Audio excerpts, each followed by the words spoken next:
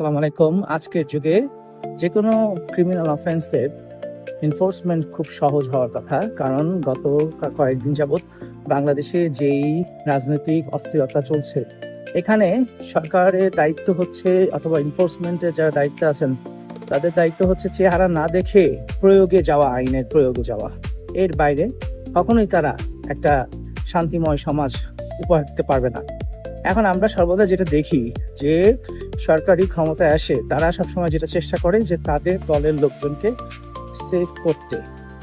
এখন মনে করেন যে তারেক রহমানের ব্যাপারে আমার তো খুবই একটা উচ্চ ধারণা, তো সেক্ষেত্রে ধরা গেল যে উনি ঠিকই কাউকে না কাউকে গ্রেফতার করলো, ছবি দেখে ভিডিও দেখে যারা মারামারি করছে, গায়ে হাত তুলতেছে, তাদেরকে যদি ধরে নিয়ে যাওয়ার পর আবার অন্য একজন বলে যে না এ আমার ভাই, আমার চাচা, আমার বন্ধু, তাকে ছেড়ে দেন, তাহলে কি আইনের প্রয়োগ হবে?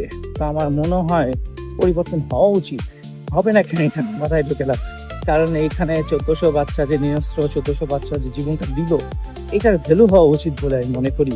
আর আহতরা তো ঘুরেই বেড়াচ্ছে, চোখ নাই, হাত নাই, পা নাই, আপনার সামনে ঘুরে বেড়াচ্ছে।